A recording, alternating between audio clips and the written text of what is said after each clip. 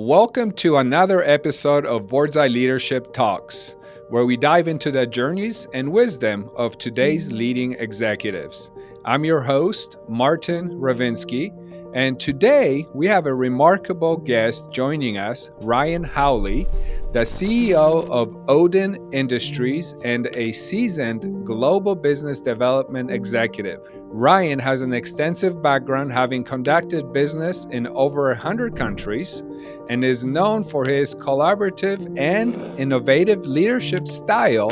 I went through university to become a registered nurse and spent a good portion of my 20s in the back of an air ambulance. So I spent most of my 20s flying all over the world, bringing sick or injured people home on behalf of insurance companies.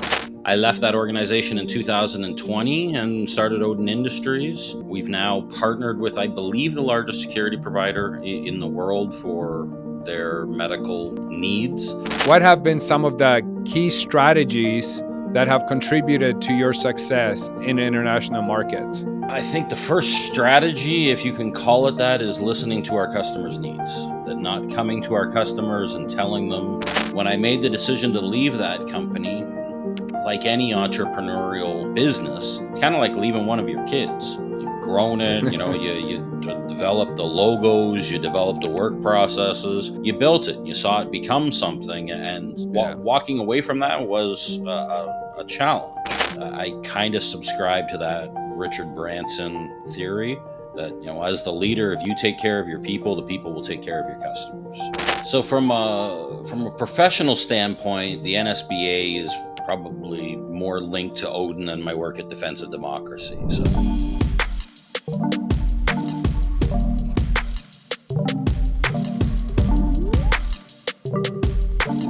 Welcome, Ryan. It is great to have you on the show. Great to be here. I appreciate the invite. Absolutely. And I'm excited. I can't wait to hear your journey. So to start with that, you have such an impressive background in international business development and leadership. Could you tell us and our listeners a little bit about your journey and how you came to lead Odin Industries? Sure. So I'm a nurse by trade. I went through university to become a registered nurse and spent a good portion of my 20s in the back of an air ambulance. So I spent most of my 20s flying all over the world, bringing sick or injured people home on behalf of insurance companies. Around 2012, I think, I left the hospital and air ambulance world and entered hospital middle management. I was running an ICU in Niagara Falls and very quickly realized that it was not a hamster wheel that I wanted to be on, that it wasn't for me. So at that time, I started a medical repatriation company as kind of a side gig. So we were focusing on bringing home snowbirds, sort of, Canadians that had come down to Florida or Arizona, things of that nature. And it was a chase yourself to the bottom revenue model. And it didn't make any sense to me. So I went to my assistance partners and said, where are your biggest problems? Because South Florida is definitely not your biggest problem. Where are the parts that you're really having struggles getting people out? And they said Iraq, Afghanistan, and Western Africa. They said, if you can solve that problem for us, we can charge higher rates. And, there's a fair amount of business in these areas. So I started hiring military trained staff, came up with safety protocols to be able to move these contractors out of these areas that are conflict or conflict adjacent. Developed that protocol, became pretty good at it, that we were doing, hundreds of transports out of these areas on a pretty regular basis. Very serendipitously, we got into international case management. It was not something that we ever planned on doing. I had a client reach out to me and ask me to get medical records in Chad. And I said, I've got a security resource in Chad, but they're not going to know anything about medical records. They said, we don't need them to understand them. We just need them to get them. So I didn't even know how to invoice it. It was just doing a client a favor. I sent the guy in Chad to the hospital. He picked up the medical records and, we were going to sort it out after. And he, got it done. 4 hours later, they called me and asked me to do the same thing in Kampala. The light bulb went on that I can monetize this, and we developed a program around it. So I traveled to Western Africa, started to build up resources there. I traveled into the Philippines, where there's a fair amount of cases, and I traveled into the former Yugoslavia, into the Kosovo region, to build what we term field agents. That went from a serendipitous phone call to pick up a couple of records in Chad to 50 to 60,000 in revenue a month. One of the vendors that we used for that purpose bought the previous company in that capacity. That's what brought my family and I back to the United States. We're originally from the Toronto area in Canada. That's how we ended up moving down here. I left that organization in 2020 and started Odin Industries. We've now partnered with, I believe, the largest security provider in the world for their medical needs.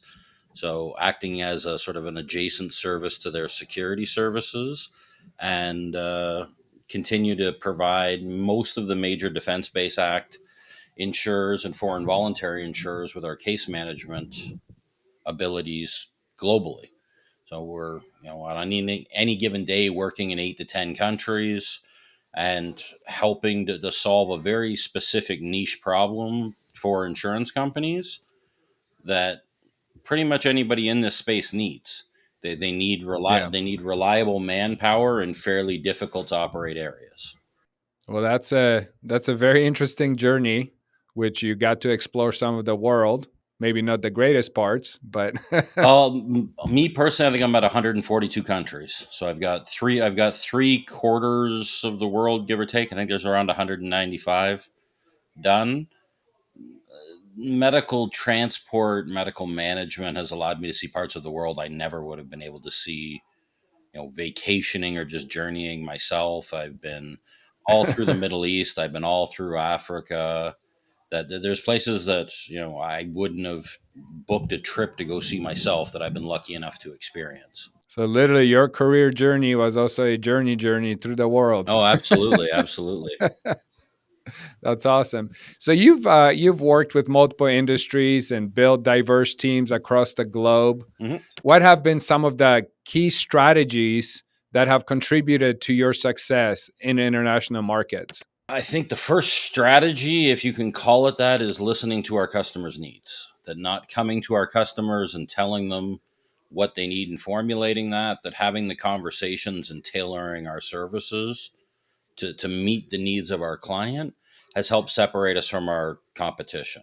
That the other, I guess, advice I could give to anyone along this journey is nobody can be the best at everything. That build your Yeah. team around your weaknesses, not around your strengths. There's lots of people that have helped me along this journey that have skill sets that I just don't possess, and hire for those skill sets, train around the company culture, but have a team that is able to collaborate together and able to all provide their sort of unique piece of the end result that you're giving to your customers. You do often emphasize that people are company's greatest asset. hmm And how do you actually engage your staff and create an environment that fosters collaboration and innovation? COVID provided sort of interesting, I guess, experiment on how to relate to your employees because everything was different. You're not seeing each other in person. That you had to get used to developing a system remotely to keep culture with the people that Yeah. are working with you. So I had always had an open door policy that anybody could come in and ask me a question at any time.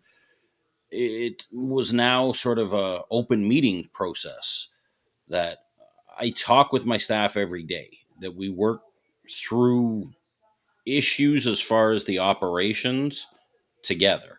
That a lot of my function as the CEO is sales and strategy. I'm looking to scale the business, looking to grow it. The tacit day to day operational challenges, which is the primary thing that our customers care about, I need the input of my staff to ensure that we're running like a well-oiled machine, like we should Yeah. be. So we're not a commodity. We're not something where the volumes are hundreds of thousands or millions of objects. We're managing 30 to 50 cases a month, sometimes a little bit less, sometimes a little bit more, but predictably in that area. That gives me the time to work with my employees and to take anywhere where we're having issue, be it a communication with a client, be it how we're presenting things, that I can sit with my staff, develop a solution to that. We're also small enough that we have the ability to make changes quickly. Larger organizations, it's like turning an aircraft carrier. To get anything to happen, you need a committee and a subcommittee and about 7 people's approval.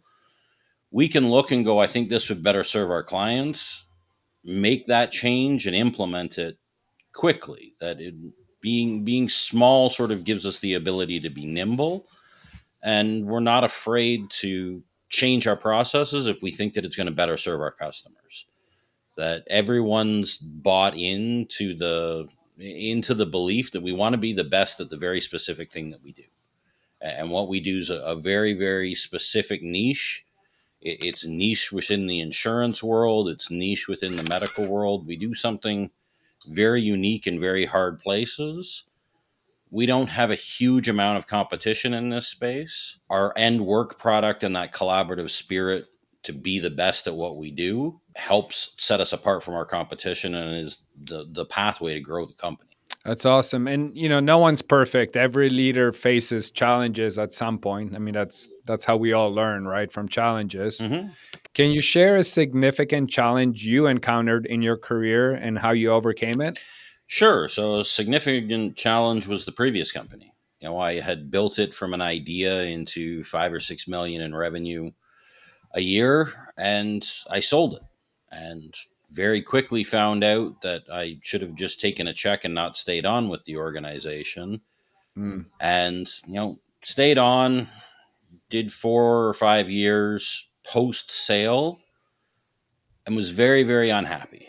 That it was difficult to come to work, that the direction that I would have taken the company, the now owners of the company didn't agree with that philosophy, but it wasn't mine to make the decisions. And it was a big struggle. And when I made the decision to leave that company, like any entrepreneurial business, it's kind of like leaving one of your kids. You've grown it, you develop the logos, you develop the work processes, you built it, you saw it become something, and yeah. walking away from that was a challenge. But it also provided some fodder for Odin to look at where I had made mistakes with my previous entity that allowed us to scale Odin quicker because I already had those lessons. I was coming from a place of experience, and any business owner, any entrepreneur is going to make mistakes. That anybody that says that it's an easy path to do any sort of entrepreneurial activity is crazy. That it's a lot like building the airplane while it's already in the air. And you know that previous journey provided me with a lot of knowledge to scale Odin pretty quickly and look at how I could better serve my team, because that's one of my primary roles as a CEO, is to serve my team, and that allows the team that I have now to better serve my clients. That I kind of subscribe to that Richard Branson theory that as the leader, if you take care of your people, the people will take care of your customers. That Absolutely. And yeah, if it was easy, then everybody be doing it, right? for sure. With experience in over 140 countries, as you said, 149, you have a unique global perspective. What do you think are some of the major differences between managing businesses domestically versus internationally? I think having to be very culturally aware of your clients and your areas, that even beyond international business of just working with other cultures, when we were doing the medical transport or we're doing the case management, we actually have people on the ground that are having to interact in these countries on a day-to-day basis. And what could be a fairly simple or straightforward process here in America could involve multiple steps or sign offs or different expertise in other companies. That being flexible and being cognizant of those areas has been very, very important. Understanding how to operate in these various areas is important before we even bring it to our customers. That when our customers will look at an area where they're starting to see an expansion of claims, a lot of our work is insurance claim driven. That it's upon us to look and see what new challenges those areas may bring about. Say they come to us that we're seeing an increased claim in, say, Kenya. We're going to want to understand what the challenges of operating in Kenya are before we go, yes, we can do that, and go to our customers, and then it end up turning into a gong show. Got it. And Odin Industries, and obviously as a CEO of Odin Industries, your focus is on revenue optimization and strategic business growth. What's your vision for Odin Industries in the next, say, 5 years? So over the next 5 years, we have sort of a three-pronged plan to grow the business. The first is growth through acquisition, that we're looking within the domestic workers' comp market at, right now we're looking at an indemnity ratings provider that we're looking to acquire, and a couple of other companies within the occupational health realm. That the retirement of boomers has produced a remarkable financial opportunity. That there's more businesses that are generating decent amounts of revenue that fall just below where private equity would be interested than are available, than there are customers to buy them.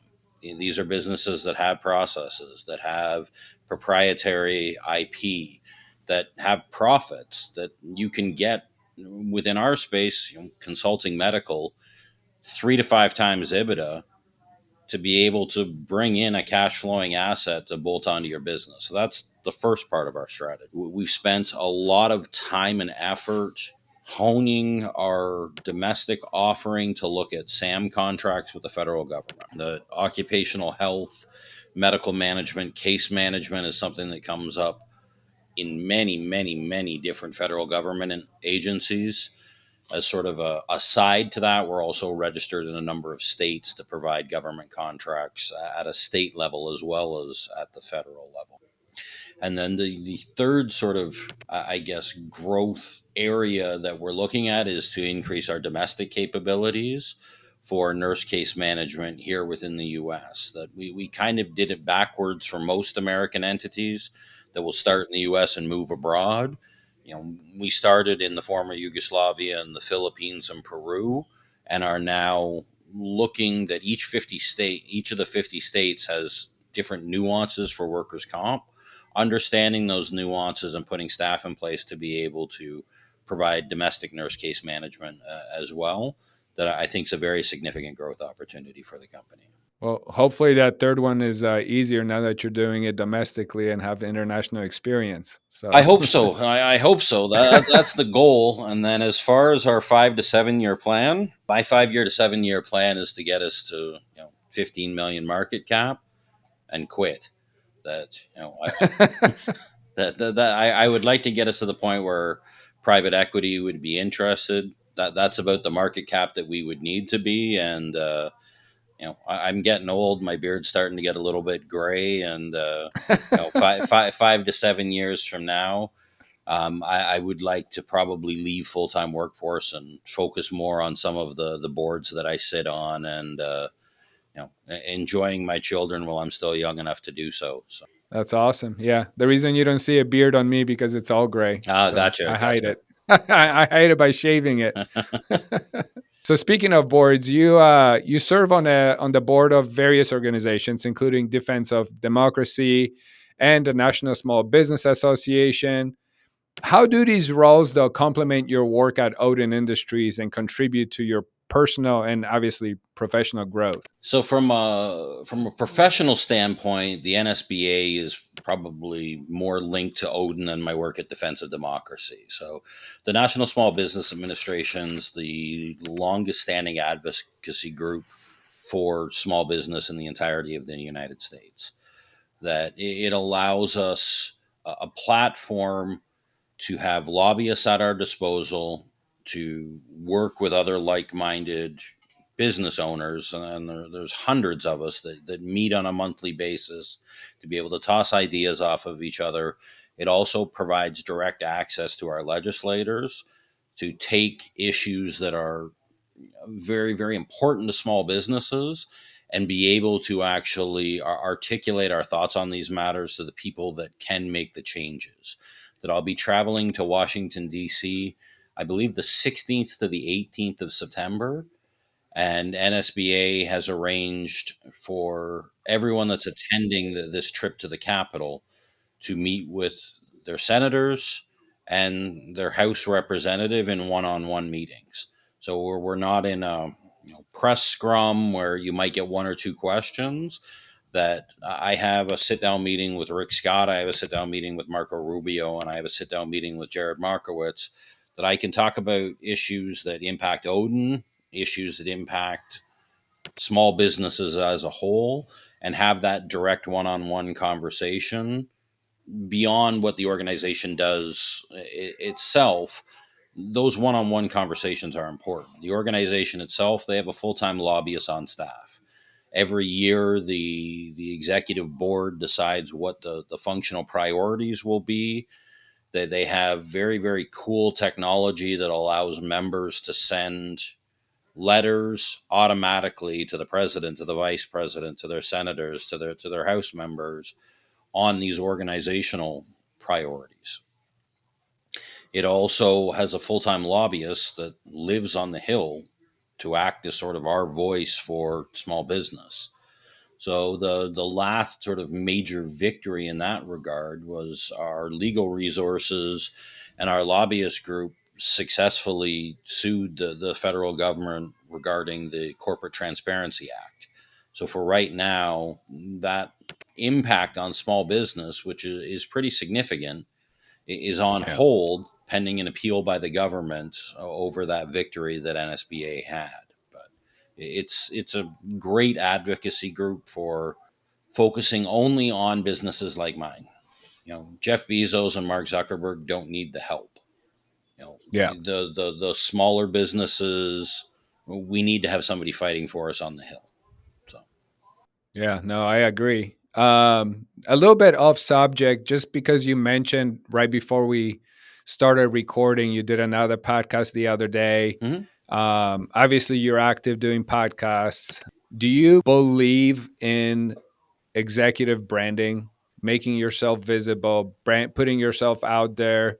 And has it helped Odin at all? How do you see I that? think it's extremely important. I think for a small to mid-sized business, for the leadership to be available and to be an extension of that public persona of company culture, that the CEO of any organization or managing partner, or whatever the ownership is framed at, they're sort of the basis and the direction of that company culture. That culture permeates through an organization on a top down basis in almost every organization. And I think it's very important that the company's values and the company's public persona is shown through the leader. That I'm sort of the face of Odin Industries. That certainly doesn't mean that the people that I'm working with aren't important, but when people think of the company, I'm the face that's attached to it. Yeah. I think opportunities like this are very, very good from a branding perspective, and put that company values and structure out into the ethos. That is there a huge monetary comeback from it? I honestly don't know.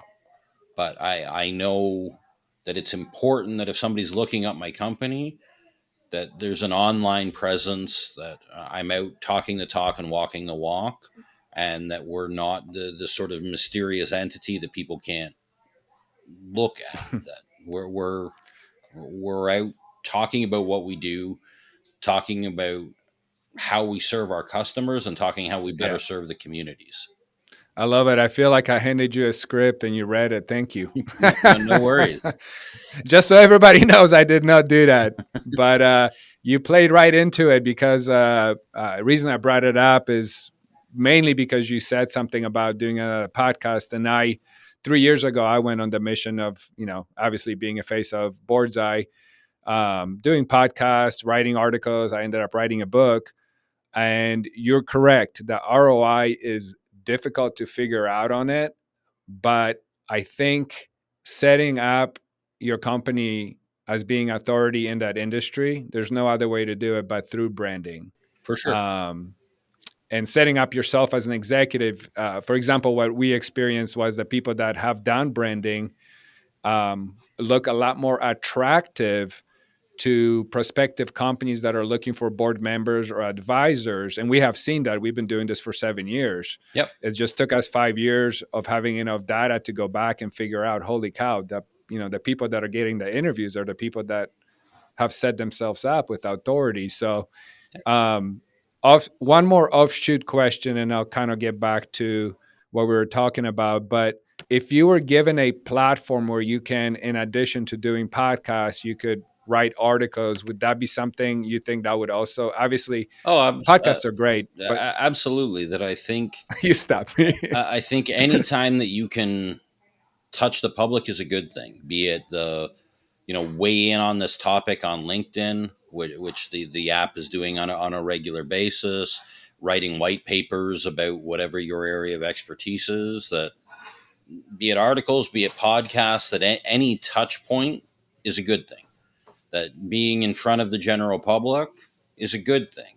Showing yourself as an expert in whatever your niche is a good thing. All of these things are equally important. And the you sort of touched on it when you said to position yourself as an expert. The only way to do Yeah. that is to be in front of the public. Yep. You can't position yourself as the expert in the dark. The only way to position yourself as an expert is to be out talking the talk and walking the walk. Awesome. I love it. I'm so happy you said that. And I'm glad I asked because we just launched a new product, which is we call it the board suite, and it includes executive branding and obviously board education, but it includes executive branding as part of it, Mm-hmm. helping leaders do exactly what we're doing here, which is stand out. So Very cool. awesome. Thank you.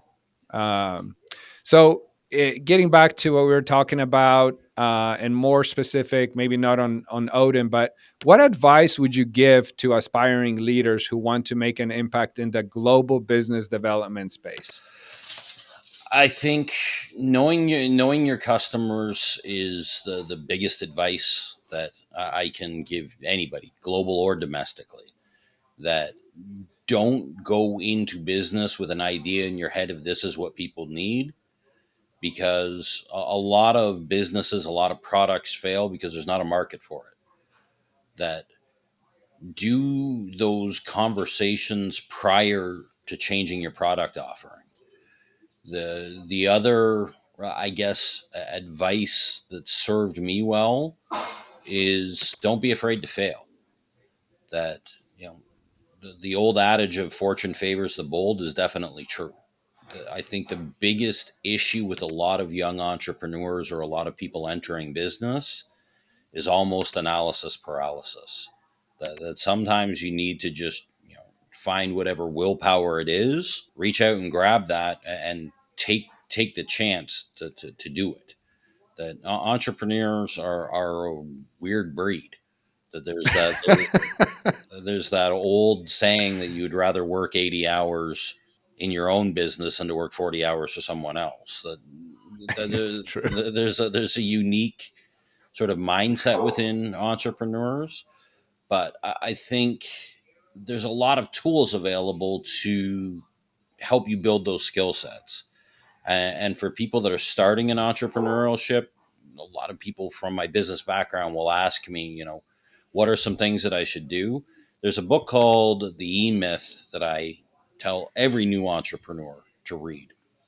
That tells a very interesting sort of story about you've got this good product, you've got this good service. Clients are telling you they don't know how they lived without you, and then all those balls that you're juggling in the air because you're doing this all yourself start to fall because you haven't started to build that team around you.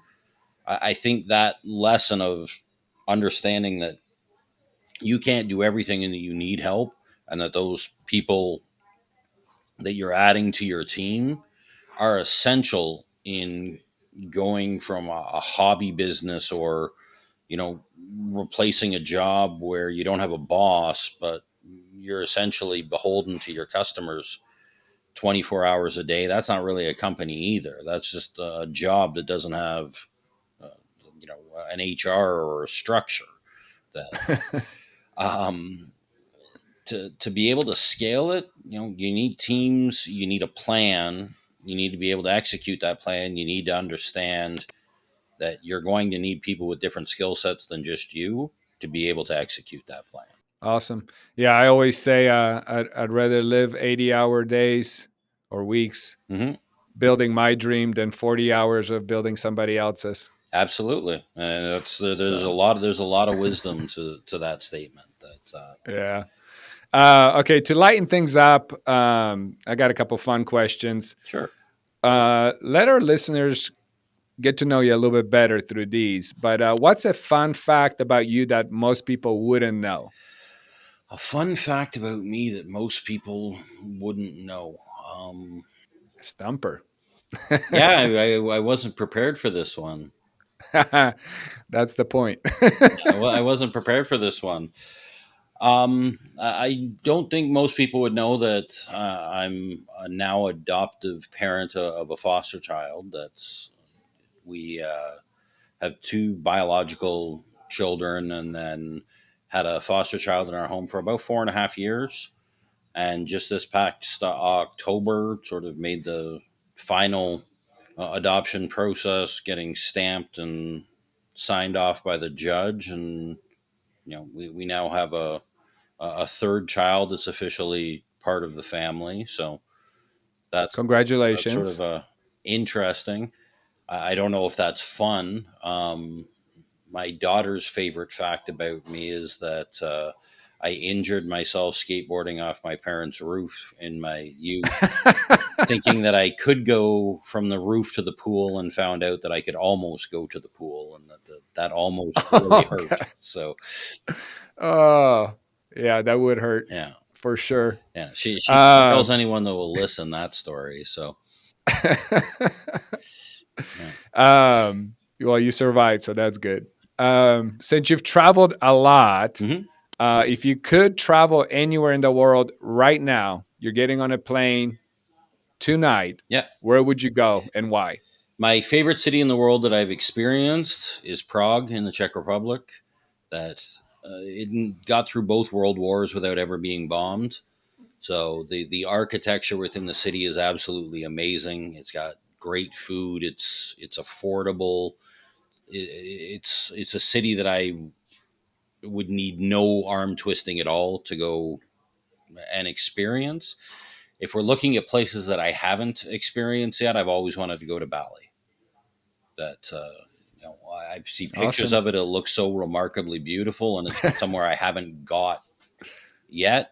That if somebody told me to pack a bag tonight and we were heading to Bali, much like going to Prague, it wouldn't take much arm twisting to get me there. Well, you hit close to home. I'm from Warsaw, Poland. Ah, So, very cool, very cool. We actually have a client heading to Warsaw tomorrow.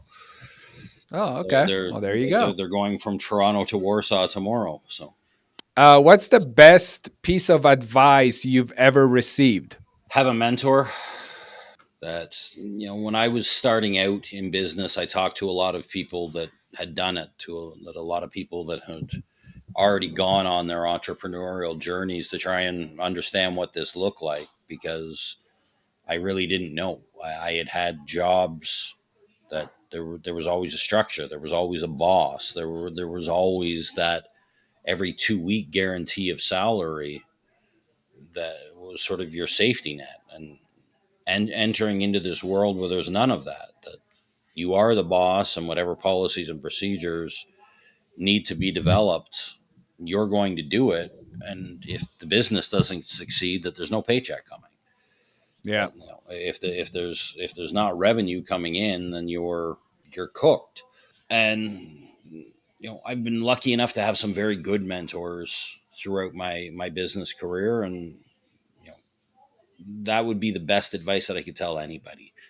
that if you're just starting in the journey, if you're 10 years into the journey, if you're close to retirement, have somebody that inspires you within the business space that you can sit down and open a bottle of wine and have a conversation about, you know, any challenges you're facing, any big decisions that are coming up, similar to, a function of what you would do on a board. Yep. Yeah. Yeah, that's what I tell people. If you don't have that mentor, then look up Boardsi and we'll find you an advisor. Yeah. Buddy up with them. I agree. Ryan, it's been fantastic having you on the show. But before we wrap up, is there anything else you'd like to share with our listeners, or maybe add, like, what's the easiest way to find you? Is it LinkedIn? So Anything you'd like to add? LinkedIn's under Ryan Howley. That there's a British actor of some soap opera that shares my name that made it I knew you difficult. looked familiar.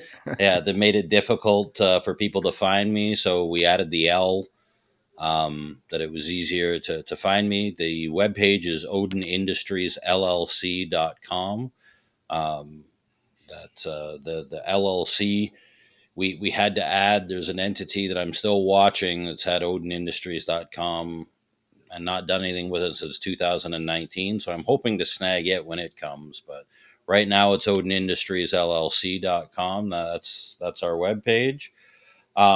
We're active on SAM, the federal government portal. There's a whole list of our capabilities of what we can do there. Our webpage outlines that. And then we're also Odin Industries. I think it's Odin underscore Industries on Instagram. We've got about 25 or 30,000 followers on Instagram that follow the business. Beyond that, on social media, I will say that's one skill set that I'm not very good at. I am. Awesome. Thank you so much, Ryan. And to our listeners, thank you for tuning in to Boardsi Leadership Talks. Be sure to subscribe and stay updated for our insightful conversations with leaders who are making a difference. And until next time, Ryan, again, thank you. Appreciate you. Thanks a lot. Thank you for tuning in to Leadership Talks. Don't forget to subscribe for more insightful conversations with industry leaders. Your support means a lot to us.